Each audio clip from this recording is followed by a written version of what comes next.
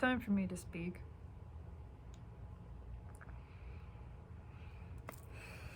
Or at least try to. It feels...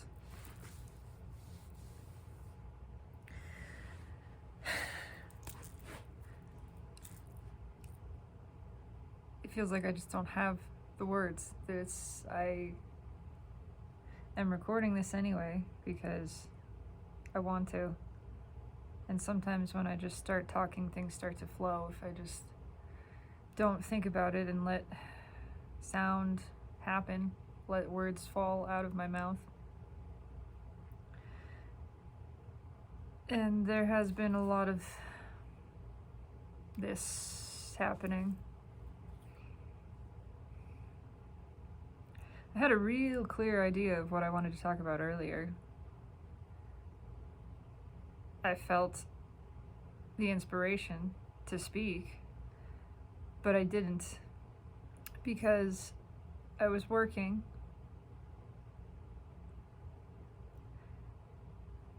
And specifically what has come up for me recently is this tension around work, the workplace, work in general, which I've just always felt was unnecessary. And that doesn't mean I don't enjoy doing things and doing things that take time and focus and consistent action or physical effort. I do enjoy those things.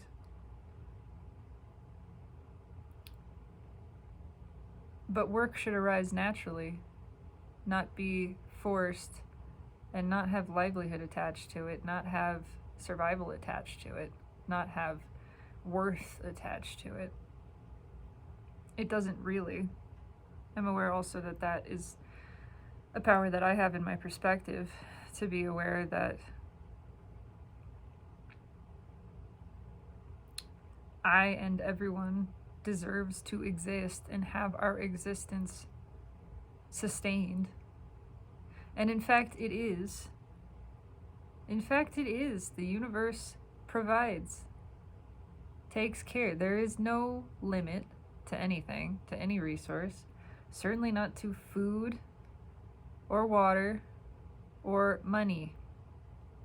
All of it is free and abundant and infinite. So it can't even really be spent because there's no end to what can be spent. It can't run out. There's just more and more of it. And all of us deserve and are able to access those infinite resources, not by asking out there, but by asking in here and knowing our worthiness of receiving them. I think a part of me is perturbed that I have allowed myself to be sort of talked out of that radical worthiness. So there's feeling around that is being processed.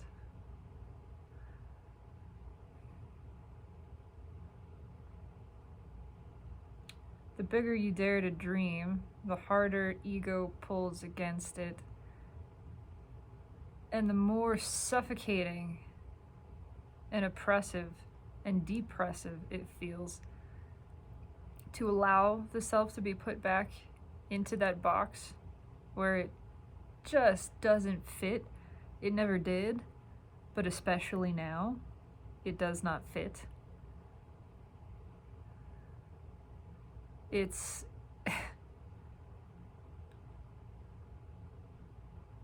I mean, it's like putting chains on a tiger. A tiger that has lived in the wild. Perhaps it started in a cage. Perhaps it was born in a cage and then it escaped. and it's come to know its power, it's come to know its freedom, to know its worthiness, to know that it's protected and provided for, to know that it can't be chained. And so to allow the chains to be placed upon it again is just, there's something deeply disturbing in that sensation, in witnessing ego, the mind, old identities, old thought patterns.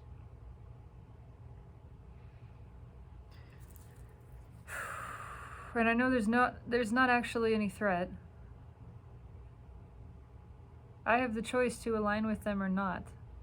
All of this is increasing my consciousness, which is my ability to see that and to choose not to align with them, to say, I don't play that game anymore. You are welcome to have your game. It shan't be played here. Play it somewhere else.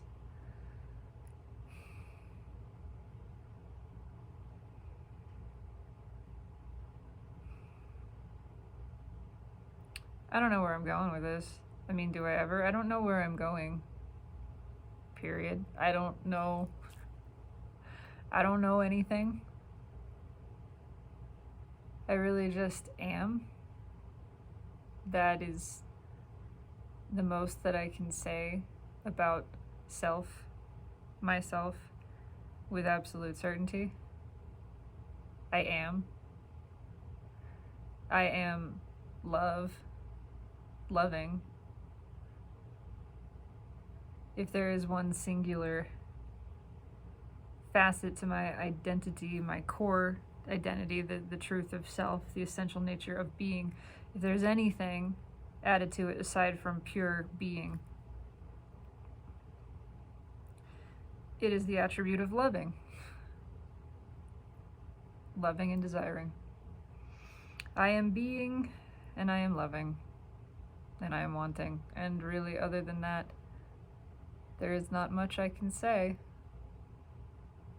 I am delighting in those things. I am exploring and experiencing and certainly feeling, very much that.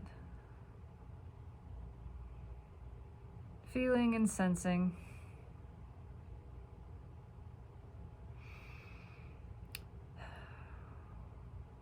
So much has been triggered. So much. I mean, in the past year, in the past month,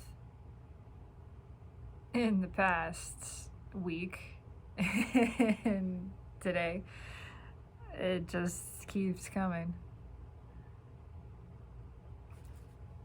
And just about every day feels like a dream. It doesn't feel real because it's no longer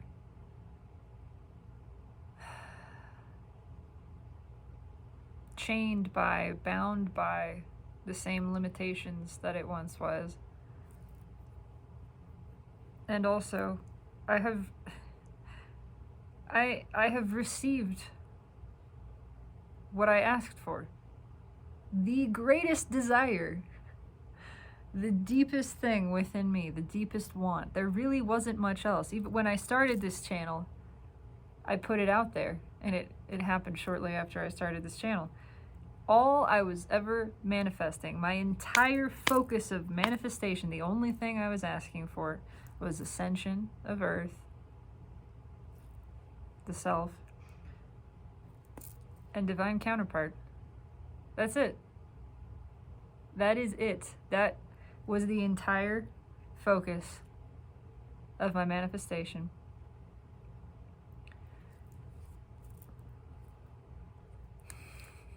And both of those things have happened. I mean, Earth is ascending. The ascension is assured. That's already the case. And I have met my match.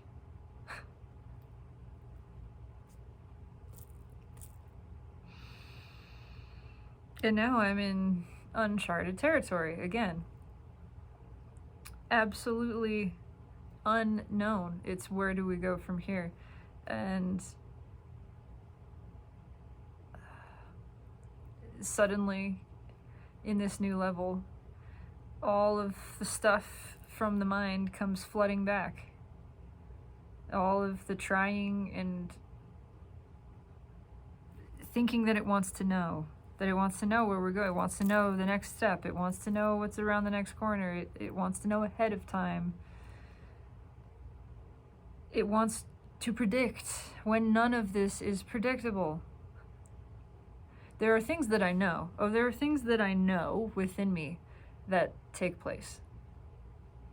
Things to do with the future, which is now, which has already actually happened. Which is why I can feel those things and know that they exist. I know certain events transpire. I know it's all really wonderful. It's the same kind of knowing that I feel for ascension and the evolution of Earth and all of that. The same receiving of visions,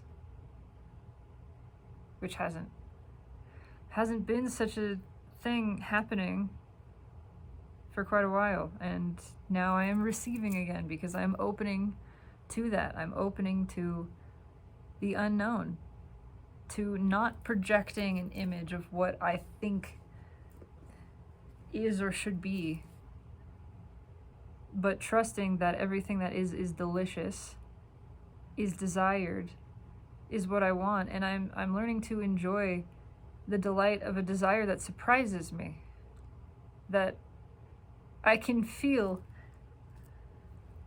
is received.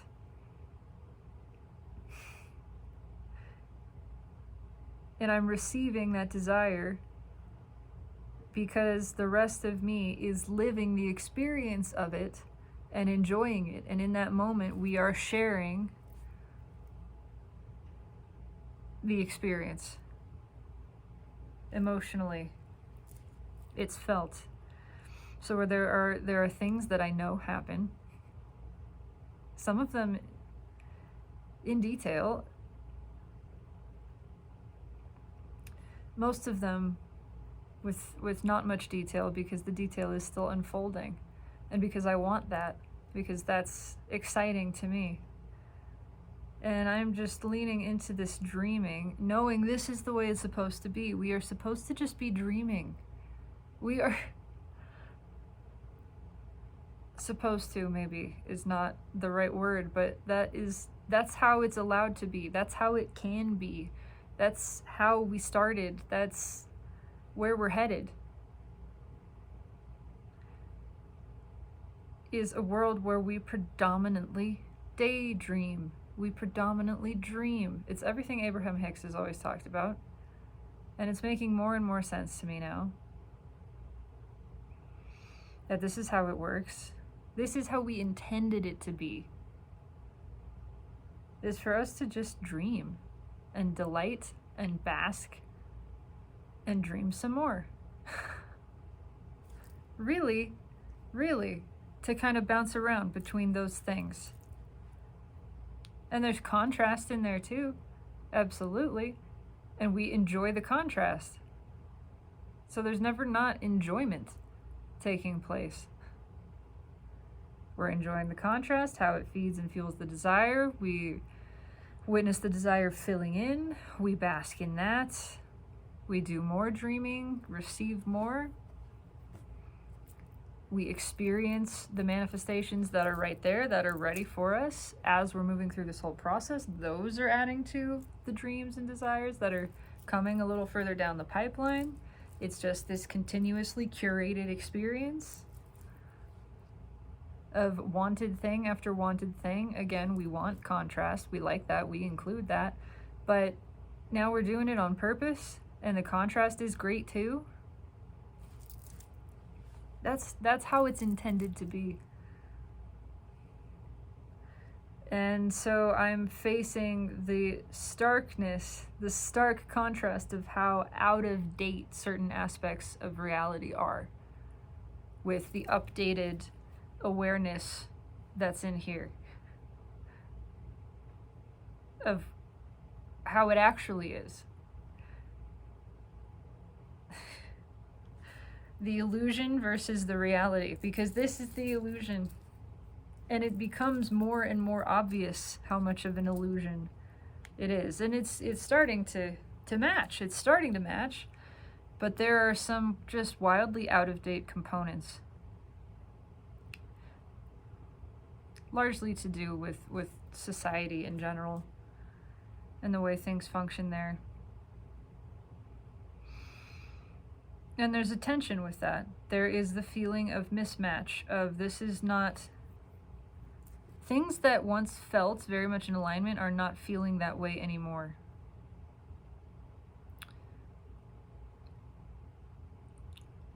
And so there's uncertainty there, there's tension there, in terms of, I don't know what that means.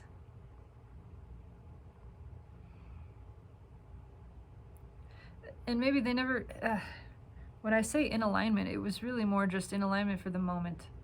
I'm talking about physical circumstances.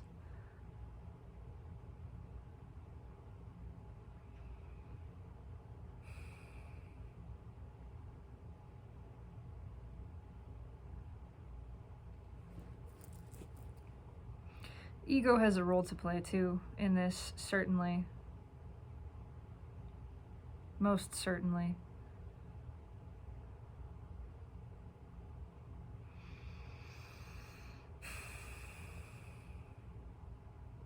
I just know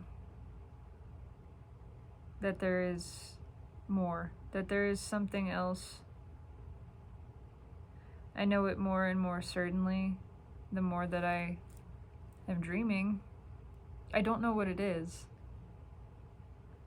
More in terms of what it is that I want to be doing, that I am doing, that what it is that my soul is doing in terms of career. I've always loved the freedom that the job that I work provides. And I am perhaps feeling a restriction of that freedom, and this is just what it is. I'm not saying it's right or wrong. It's just the experience. And that is contrast, that is bringing into my awareness with clarity the desire for freedom in how my time is spent.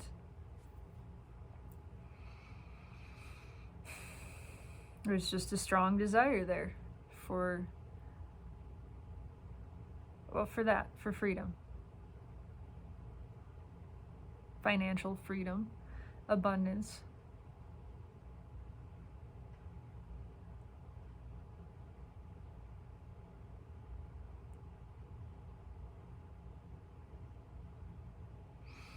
There's a whole other layer.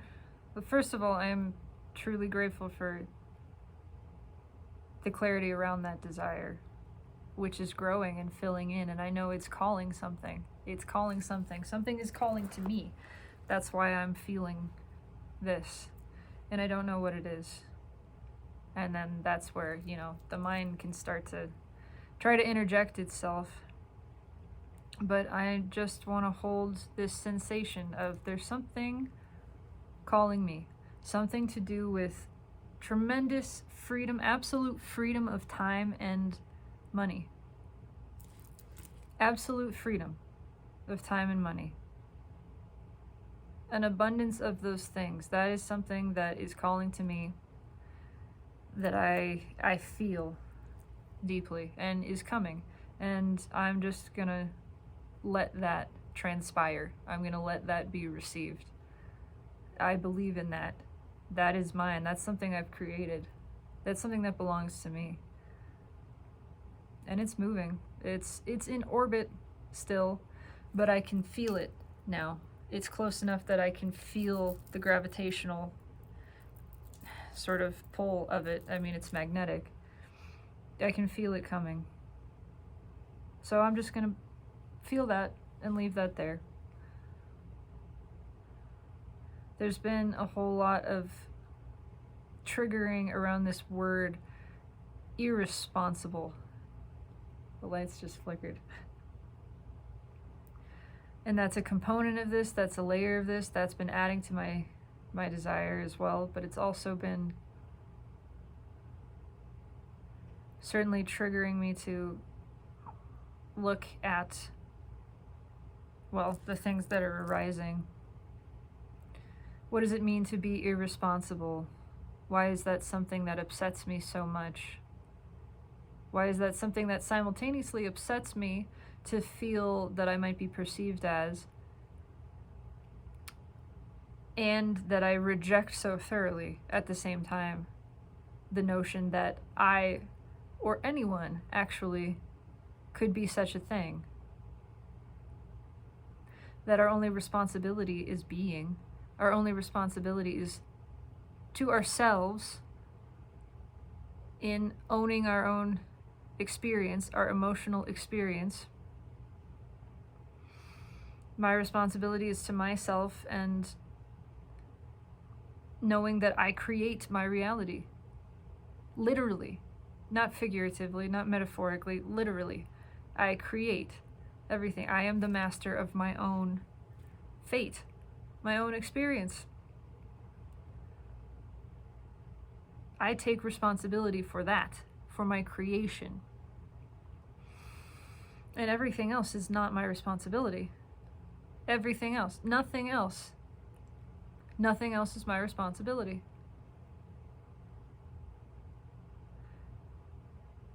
And I can hear the voice of ego saying, well, that's dangerous. That's not responsible. I'm not responsible for anything else. My creation is it. My being is it. It's mine. Guess what? By my focusing fully on creating, I am creating in so much abundance that it flows naturally over, spills over to everything else and benefits others. It benefits everything. Everything gets taken care of. I, in believing that everything is taken care of, allow it to be so. And so it is. Right? That's my power. That is my sole responsibility. Is dreaming. Is believing. Is tapping into my power. Is plugging myself in. Nothing that I do has any effect if I'm not plugged in. I can push a bunch of shit into piles. I can carry it all the way from one side of the earth to the other. It doesn't achieve anything. It doesn't change anything. The real change happens in here. In my alignment of my perspective with my desire, with my perception of reality as this open, abundant place. And then it becomes that. It is that. That is my value. That is what I provide. Nothing to do with what kind of numbers I can score or achieve, what kind of quota within a given period of time, with how many things I can pile up. Nothing to do with any of that. None of that matters. None of that means anything. None of that achieves anything. And I just feel that more and more powerfully. The sort of meaninglessness of that. Not that it isn't fun to interact with stuff and to have some stuff to play the game of stuff. It's just not where the meat of anything is. It's not where the magic is happening. It's the results. It's a natural sort of byproduct. But it's going about it backwards to be trying to achieve change by putting effort into the physical world. it's backwards. As Abraham Hicks has said, it's like vacuuming without plugging in the vacuum. You can push it around. You can try to even get in there and like make it suction, you know? Or like trying to make an engine work. Yeah, they have some great analogies. But you're not going to achieve the same results as if you just plugged in. And the second you do that, all it takes is a little push, is a tiny push, is 2%, if that. I want the universe because this is what it's capable of. The rest of myself to do 98, maybe 99% of the work. And I will show up. All of my work will be trusting that, feeling that, and then feeling the inspired action coming through me to show up, to stand up for that 1% and go, oh, there it is. Boop, I pushed the button. The universe aligned everything for me. And my job was to pay attention and sit and listen and trust and believe in this and know this is how it works. This is how it works. And then I see the button pop up and I'm paying attention and I'm ready for it and I just reach out and touch it. And that's it. And everything falls into place and fucking money rains down. I'm serious. No, I know. It sounds ridiculous. That's what the mind is saying. But I believe in this. I believe in this. I believe this is how it can work. This is how it can be. It's been demonstrated to me. I have demonstrated it to myself over and over again in different ways. And it's time to get bigger with it. It's time to take it and scale it up. I feel that. It's time to make some real magic, real magical shit. We're doing it all the time, right? We're always manifesting. It's time to do it on purpose, and it's time to dream bigger. I know I can go bigger. I know I'm here to go bigger. I know this is my soul's purpose. There's all kinds of details filling in here, but I am here to understand how to do this. How to take control of my power, my unlimited resources, and demonstrate that so thoroughly and powerfully for myself that other people can't help but notice and feel inspired to do the same. And that it benefits me so abundantly that other people can't help but benefit from it. That's what I'm here to do. I am here to call in more than I've ever actually imagined.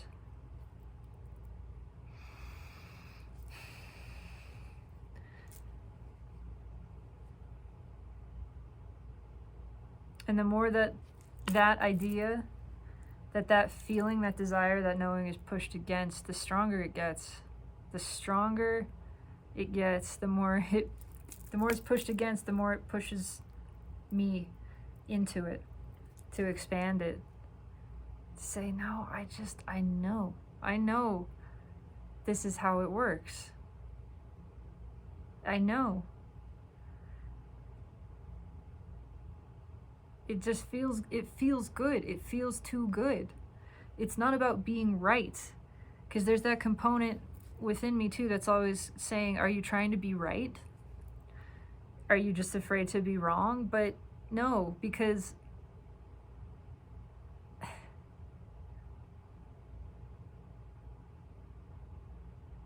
the being wrong part, it feels like it's going against myself. That's what it is like to give up this understanding and this perspective, this where my soul has expanded to again, and try to crush it back into the box of realistic by the old egoically defined term.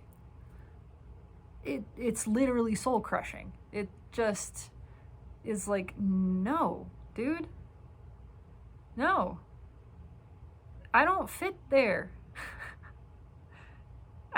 That doesn't work for me. Will I die on this hill? I'm not going to die on this hill. I'm going to live on this hill. I'm going to thrive on this hill. I'm not trying to fight anybody off. I'm standing here knowing this is where I belong. You're not going to knock me off this hill because it's mine. I'm not going to fight you to the death. I'm just not moving. I'm just not moving from here. I'm not going there anymore. Every time the mind tries to get me to, it feels like shit. It sucks so bad. It hurts. It's physically painful. I'm not going. Why would I do that? I'm not going there.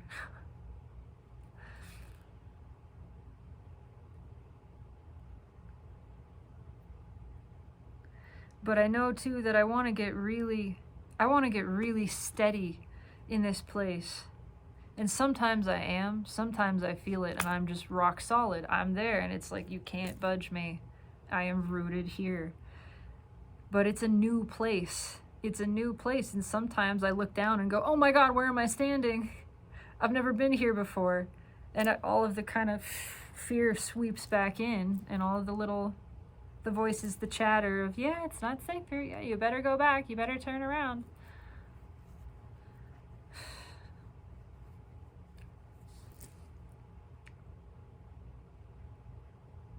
Then I have to talk myself down again, trust, understand that just because I can't feel my feet on the ground doesn't mean anything's wrong. Doesn't mean anything's wrong. We're leaving behind the density. We're leaving behind everything familiar and everything that we've known. But I want to practice myself into this space and this steadiness of believing in my own power, in my own dreaming. And I know that subconsciously, and now it's conscious, it's a big part of why I haven't been interacting with the comments too recently, is because there's a part of me that's afraid, that's very afraid of what anybody has to say about what's happening in my life right now and what I'm currently expressing, because so much in myself is judging it. And I know that so much of who I was in the past would have been judging it and going, oh, this person's crazy. Oh, this is unrealistic, silly, these pipe dreams, this sort of made up fairy tale version of love. It can't possibly sustain. It can't be. That's all the shit that's in my head that I am dealing with and looking at and saying, I know that's an old conditioned pattern. I know that exists in collective, that exists in larger society, but I am not going to allow that to define my experience. I believe in bigger. I believe in more. I believe in love that is unprecedented. I believe in an experience of love and relationship and romantic connection, but it's so much more than that, because it's more than romantic love. That's a part of it, but it's all the types of love. It's all of it together. I believe in an unprecedented version, in a way of loving that has never been seen, that has never been practiced, that has no example. And maybe I do think actually it does exist, that other people have practiced it, but that most people don't believe it. I was a person who didn't believe it. Or rather, I let myself fall into that. Because in my heart, I always knew. I always knew what I wanted. My heart always knew it was true. That this kind of love exists. That this is the kind of love we're intending to practice and to experience. Big love. Love that is actually unconditional.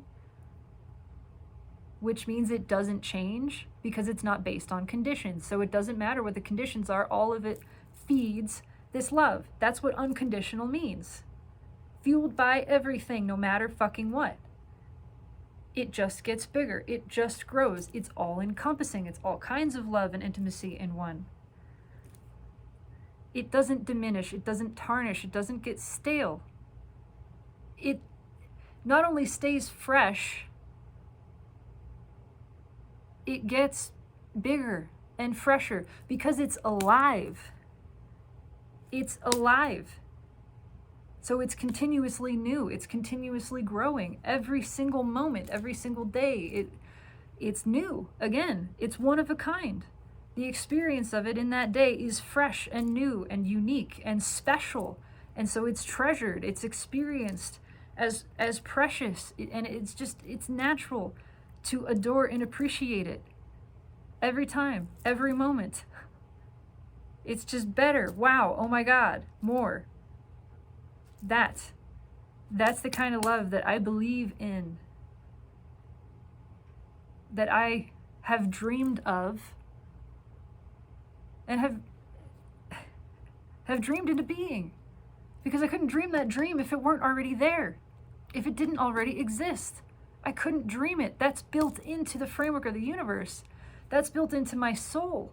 That's been my soul feeding me this dream, saying, hey, this is real. We're delivering this to you because you're going to be one who calls this into being. You're going to be one who experiences this because you asked for it, because this is your desire, because you crafted yourself for this purpose, to call this fucking huge love that other people will say is unbelievable and impossible. You're going to believe it enough that it becomes real for everybody to see, so that everybody knows it's possible. You're going to break that barrier. Not the first to do it this way, the first to do this one in this version. You're here to love. You're here to bring forth this divine love into existence, so everybody gets to see it, to witness it, the magic of it, and benefit from it. And most of all, for you to enjoy, because you want it more than anything, because that is the core desire of your being. Because again, this is what you were built for. This is what you built yourself for. This love, this experience, which is continuous and ever expanding and all encompassing and utterly unfucking conditional. And I am feeling more and more grounded and steady in this, but I want more practice of it. It's going to be a continuous practice, obviously, an eternal motion forward with this. But it's a big part of why I know I haven't been interacting, because I want to get really steady in this. I don't want to let myself be shaken. There's enough in here already that's challenging it, that's challenging me. I'm focused on that. And I know there's so many wonderful people here who have only positive things to say, who have only encouragement. And I'm so grateful for that.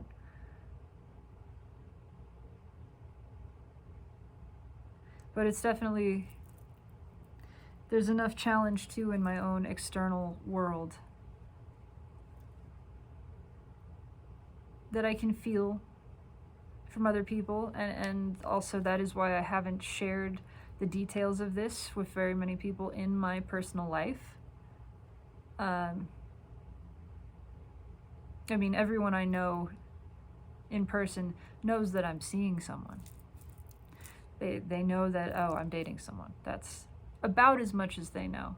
I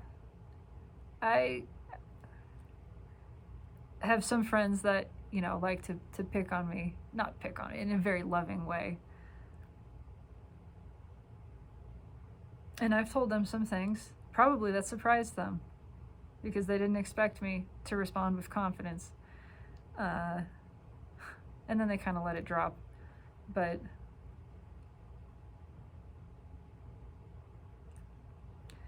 people don't know how much I feel. People in my personal life don't know the things that I know, because I haven't shared with them, because I haven't been ready to, because I'm still feeling myself into the place of total rock steady confidence in that. Things that I know them to be true. I know where this goes. I know where this relationship goes. I know it goes all the way. I know it. I know it only gets bigger and better, because all the way is all the way into eternity. There's no end of way to get all the way to. It just keeps going.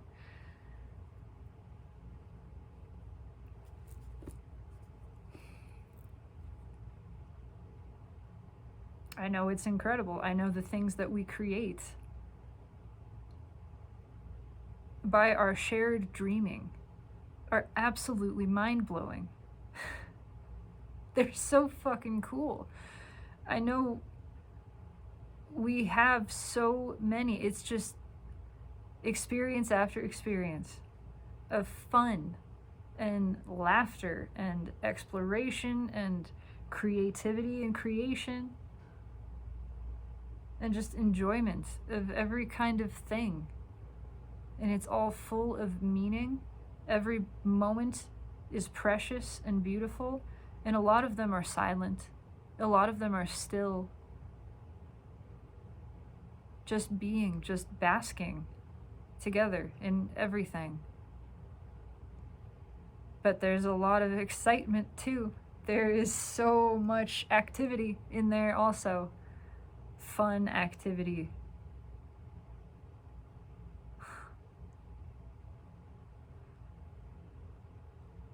I'm enjoying just feeling this unfold within me, watching the dream fill in, receiving the dream.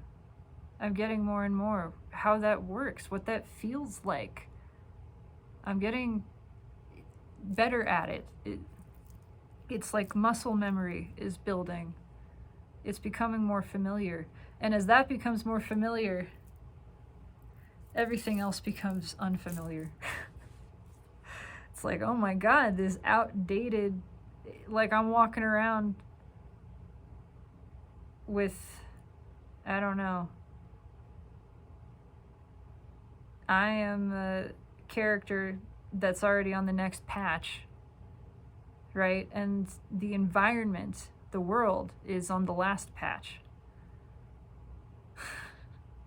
And all of my graphics are updated and high res, and everything else just looks clunky and blocky and glitchy and old.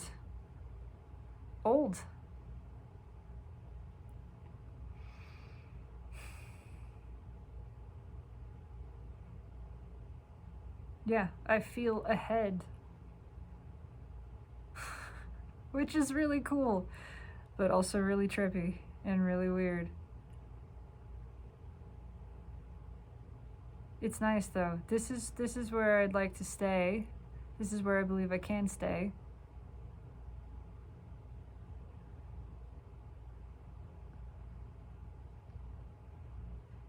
It feels like I am in the stream with a direct line, like my soul, my inner being has my hand. It's not this great distance where I'm just like getting messages down the river. You know, there's a tremor.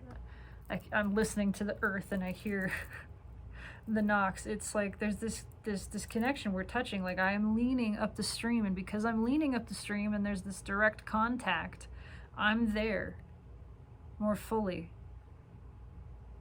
I am all places at once. And I have this growing certainty in the sense of this connection being continuous, being constant.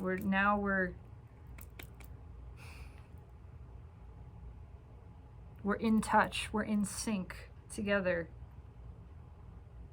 Me, myself, and I. Literally.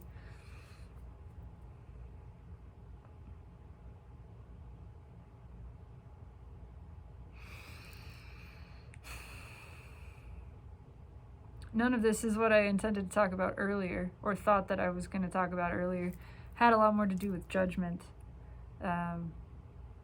Feeling judged and realizing,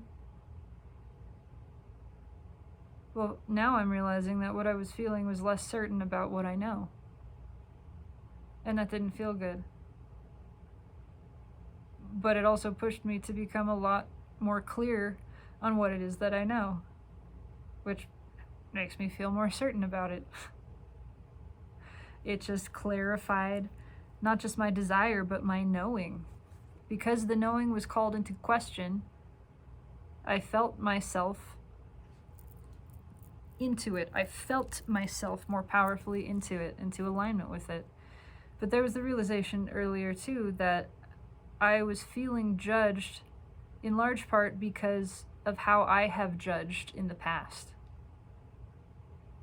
If I was feeling judged as irresponsible, it was not so much a reaction to that as the realization that I had judged others in such a fashion in the past.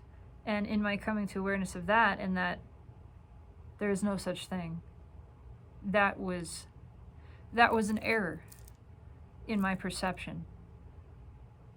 There is no such thing. There was no flaw in their being. There was no irresponsibility. That is a made-up term. That's made up. I'm talking about my experience. This is just for me.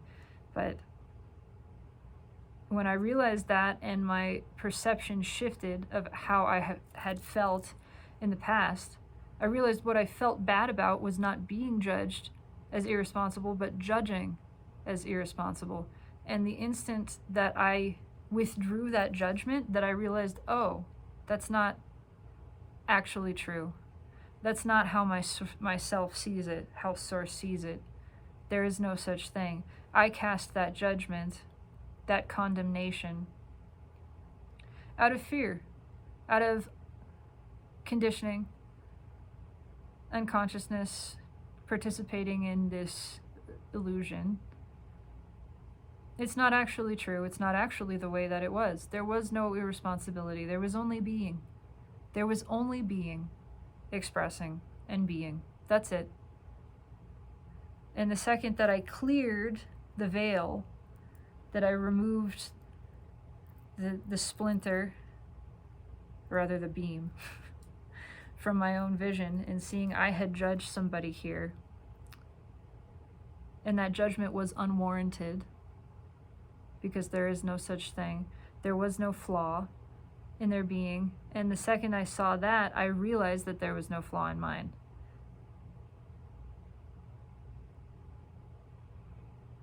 In perceiving that there was no irresponsibility in another, and that my judgment of that was simply incorrect, was simply born by illusion from a skewed perspective.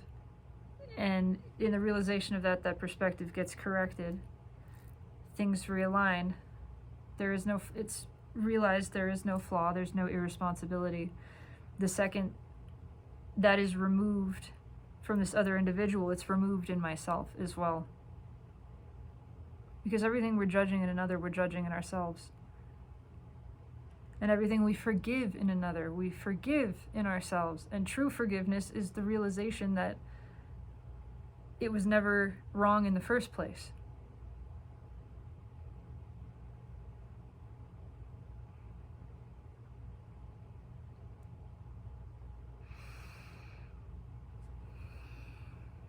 So really what I wanted to atone for was not anything in my behavior, but in my judgment of another's behavior. That's the only place the sin occurred, which is just a misperception. That's what that means. It means you missed it. You looked at it in a way that created this idea, this illusion of something that's not accurate to how it actually is, not accurate to the way that Source perceived that same situation. You saw irresponsibility. Source didn't see any such thing. Source just saw being. Source never cast that judgment. Source never felt any type of way. And then that's not a judgment of you, because Source wasn't looking at you going, hey, what are you doing? It's just the way it works. It's just the evidence of, are you seeing this the way that the rest of yourself is seeing it or not? Because the rest of yourself is never seeing anything wrong there. There's never anything wrong there. That's how Source perceives. There's never a flaw. It's never anything but good, great, the way it is. So when I realized I was feeling judged and feeling defensive and feeling irresponsible and kind of wanting to lash out against that a little bit. And then I realized the real hurt in me, the guilt in me, again, was not about my behavior, but the truth that I felt guilty because I had told other people they were guilty. So I couldn't be absolved from my guilt until I absolved them of theirs. By realizing there was no guilt there. There was nothing to be guilty of. There was no wrong. There was no irresponsibility. There was no flaw. Nothing went wrong. There was nothing to be judged. My mistake was in casting that judgment. I atone for that. That's my sin, is in casting the shadow of condemnation upon somebody's natural being, which Source was not doing any such thing towards. In realizing that, I was able to look and say, that was a mistake. That was the mistake. Judging you. I'm sorry. Genuinely, that's what I want to apologize for. That is what I feel a desire to apologize for, to atone for. I was out of alignment with myself when I judged you in that way. I was out of line. Literally. I was out of line with me when I cast that judgment, when I felt that way about you, that you should change, that something was wrong with you, that you were irresponsible. That wasn't true. That wasn't true. And I'm sorry. And I see that now. And I ask your forgiveness. Because I realize there was no wrong.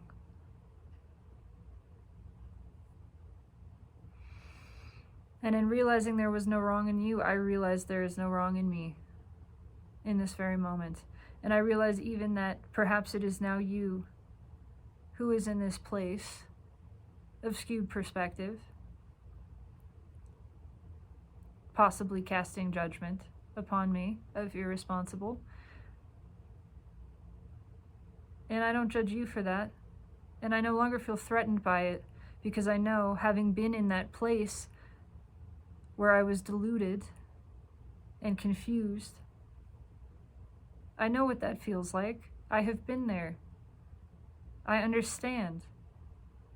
I relate. I don't blame you for feeling that. I felt that. I experienced that. And now I have opened my eyes, and I know that at some point you too will open your eyes. And you'll see. You'll see that there's no wrong in me. You'll see there's no irresponsible. You'll see there was nothing to judge and is nothing to judge. I know you'll see that the same way that I saw it about you. And I'm not worried. I'm not worried. And I don't need you to get there. You'll get there when you get there, the same way that I did. None of this has gone wrong. None of this is wrong. Not you, not me. There's no wrong here. There's no threat. There's no danger. There's no competition, there's no contest. We're not in conflict. All of it is allowed. All of it is fine. All of it is just right the way that it is. So, judgment or not, you are loved and worthy and perfect, and I hold you in the gaze of Source, which I have now walked myself back into, having departed from it, and felt the tension of that, felt the conflict of that within me, felt how icky that felt. And I'm grateful. I am so grateful for that.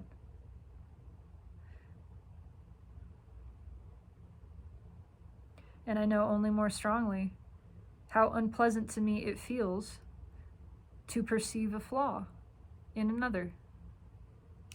It doesn't feel good. And it doesn't feel good because it's not true. Because there is no flaw.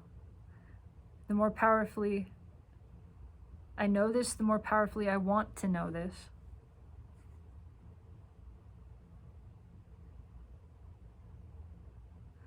And vice versa.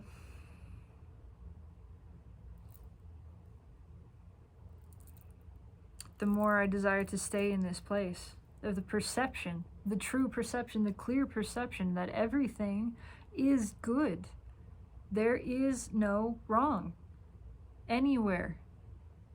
Anytime I'm perceiving that, I'm out of alignment with Source. And again, that's not a problem. That's not a problem. Source doesn't see that as a problem either. But it doesn't feel good. And I want to feel good. And I deserve to feel good. And I know when I judge others, I'm only judging myself. I don't want to do that either. I know when I perceive that all is right in others, I am perceiving that in myself. And that feels good. There's no double standard possible here. It's all or nothing. It's all inclusive. It's all self or no self. Either all self is worthy and divine and perfect, exactly as it is, and not wrong, yours and mine, or I'm perceiving it's none. Because if I think there's something wrong in you, I think there's something wrong in me. And if I think there's something wrong in me, then that sets me up to project that externally, which is, it's all a projection. That's really what it's reflective of. If I think there's something wrong in you, it's because I think there's something wrong in me. But you are my method. It's easier. It's easier to forgive someone else than to forgive yourself. It's easier to see the perfection of another than it is to see the perfection of yourself. But you can use that as a pathway.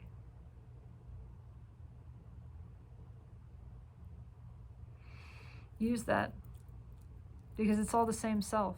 So when you're loving another, you are loving yourself. When you're seeing the worthiness of another, you are feeling the worthiness of yourself.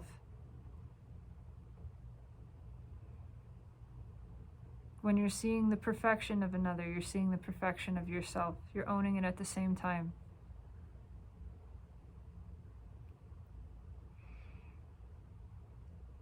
And when you forgive your own judgment of another, when you realize, I judged you, I cast a projection upon you, I projected something on you, a label like irresponsible,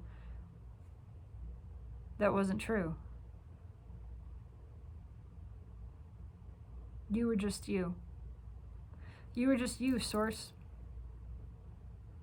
Just you, divine, perfect in every way, just being exactly the way you intend to be.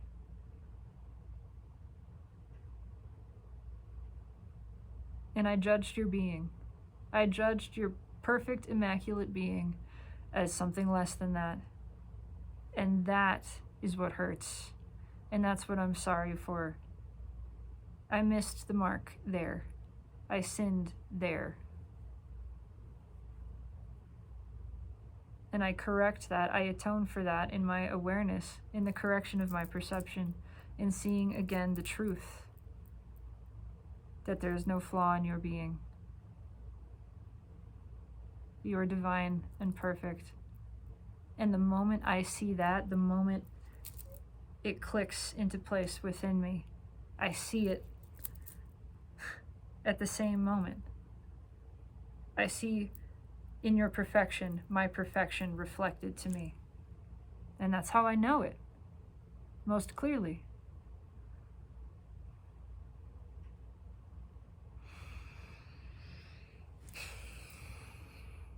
Goodness, I have talked for an hour, haven't I? Well, excellent.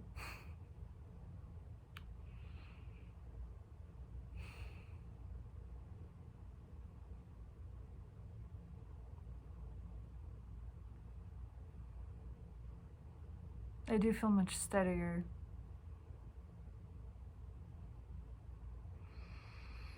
All of reality has shifted, and so it will continue to feel like a dream. This I believe. It will continue to feel this way, unreal, because it is no longer real by the former definition, the former understanding of the mind. We are moving out of that space, out of what was defined as real in that limited concept. So of course it's going to feel unreal. It's higher dimensional, it's higher vibrational, it is unfamiliar, it's like nothing we've ever felt before. It's like nothing that's ever been before. It is nothing that's ever been before. It's completely new. It's gonna feel different. That's okay. And it's okay if it keeps feeling different. It is. It's gonna keep growing and shifting and evolving in more and more beautiful ways.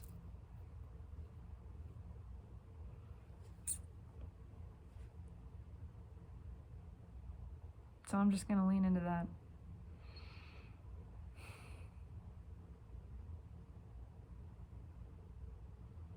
Yeah. Practicing myself into steadiness, being steady in the knowing of who I am, who all of us are, which is divine, source, God, I mean, whatever you want to call it. And knowing that it's my power, my place, my rightful place and rightful desire to be the deliberate creator of my own reality, of my experience. That's my role. That's my only role and my only responsibility.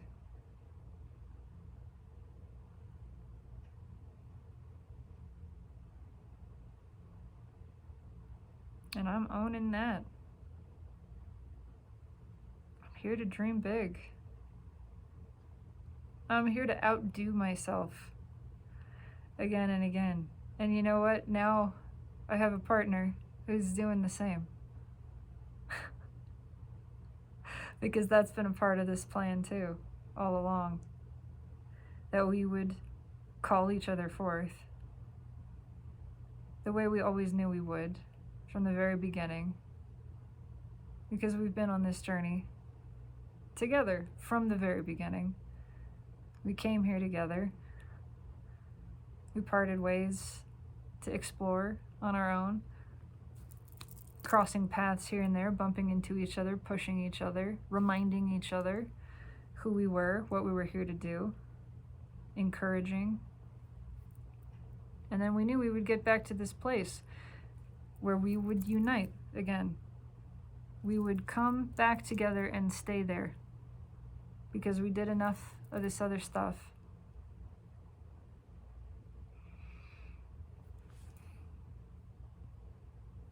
To know that this was what we wanted. We wanted to be together. We wanted to move to the next stage of being conscious, deliberate creators together. And the first thing that we asked for, that we created, was our union. That's what sets all of this off. We asked for each other. We asked to come back together. Completely. So we did. And now we don't separate again. Because the desire is to remain unified.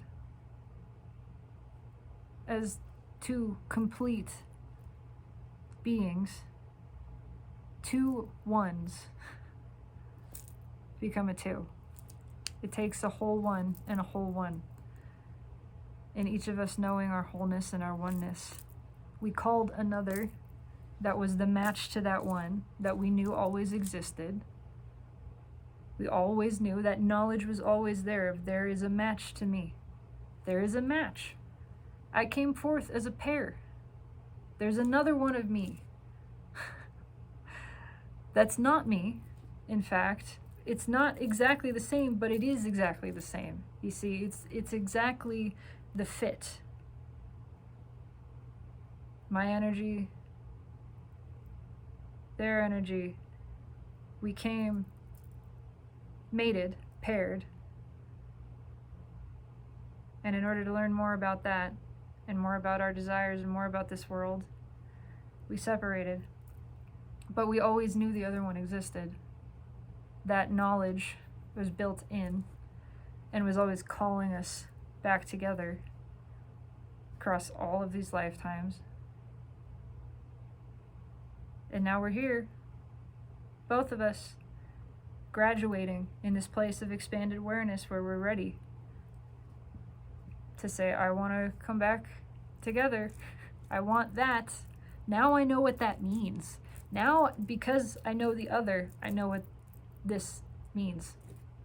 I understand. I feel this. I know how much I want it, and I know how much I deserve it. So I'm calling it forth. And now that it's locked into place, it doesn't unlock. And now the real fucking fun begins. Because now we're creating together as a team.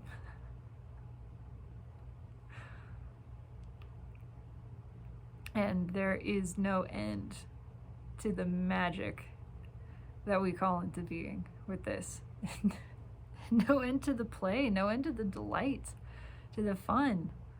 Because we get to share it.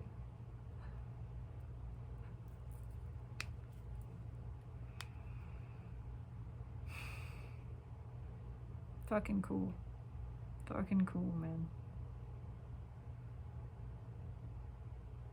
Oh, and when I'm in this place of knowing it so steadily and certainly, it is just, it feels rock solid. And that's what I want. And I know because I want it, it only becomes more this. It only becomes more steady, more absolute, more certain. To the place where nothing can budge me from it. Because this is where I live. This is my home. In this place of knowing. The knowing of this love. The knowing of my divinity, our power. Our unlimitedness. Our worthiness. Our absolute, radical worthiness and absolute abundance. And how this works. How this is what we get to do. We get to dream and receive the dream. And delight and desire and bask in it. And enjoy the contrast and just that. Over and over and over. With literally no end.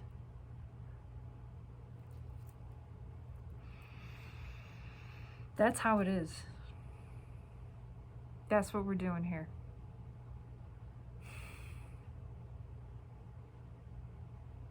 We're calling New Earth into being. And you know what New Earth is? A really fun Earth. Yeah. A really loving Earth. A really kind Earth. A happy Earth. A comfortable Earth. Challenging and exciting. But secure.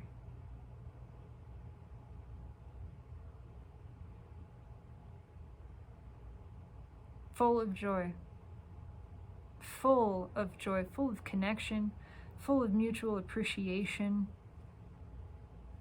full of just delight and wonder for everyone. Everyone. That's what we're calling forth. And we're calling it forth for ourselves, and we're calling it forth for everybody else. And nobody can stop us.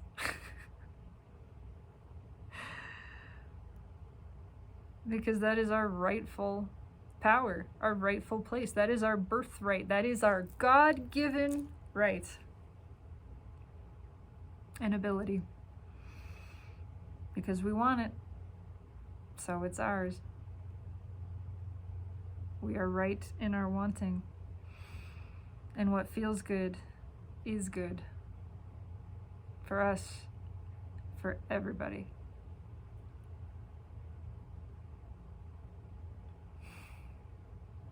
And it feels so good to bask in this knowledge that in this moment is so absolute. And I know, it'll be called into question. I'll fall into a place of doubt again. I know I will. I know. And the more that I doubt, the more powerfully I'll want to know. And the more powerfully I will know. Until the doubting becomes less and less. It's only serving my knowledge. The doubting is only serving the steadfastness of my knowing.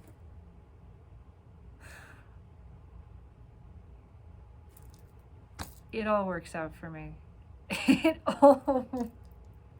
It's all serving me. It's all working in my favor. It can't not. That's how it's all orchestrated. That's how it's constructed. All of the rules are rules that we wrote. Rules that I wrote for myself. No matter what, I win. Period. That is the truth of being.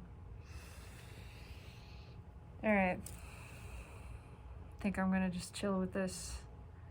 But, own yourself. Love yourself. You're not responsible for anything.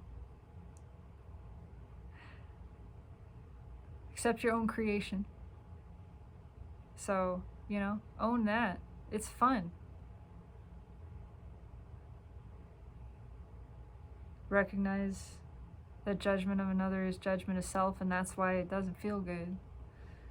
But when we forgive, when we withdraw that judgment, seeing that it was unwarranted, that it was not in alignment with Source, we see our true selves revealed at the same time. We see the perfection of our being.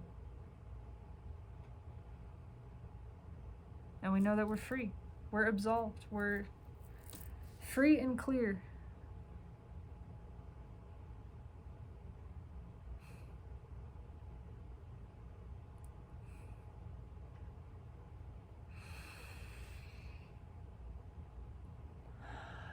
Love in a way that has never been before. Love dangerously. Love big. Love bold. Love outside the mold. There's not a mold for this. Doesn't fit anywhere because it just keeps growing.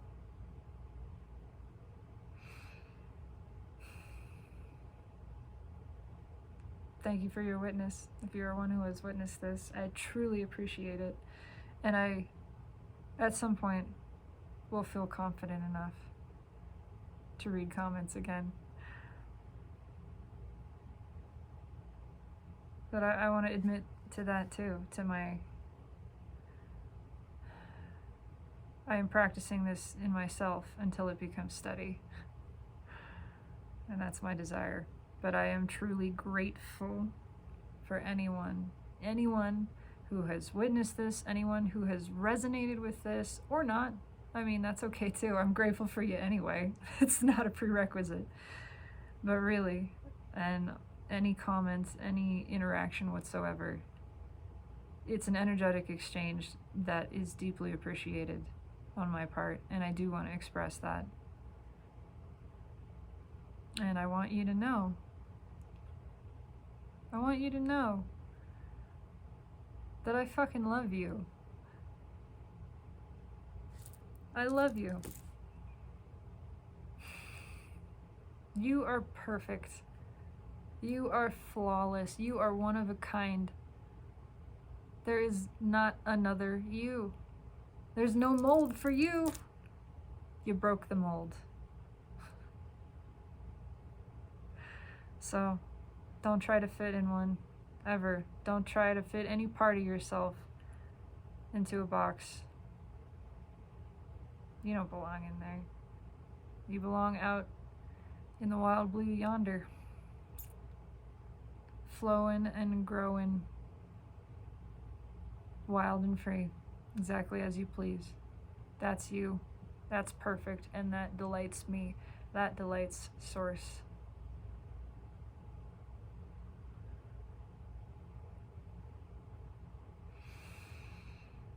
Have a beautiful evening. Thank you for being.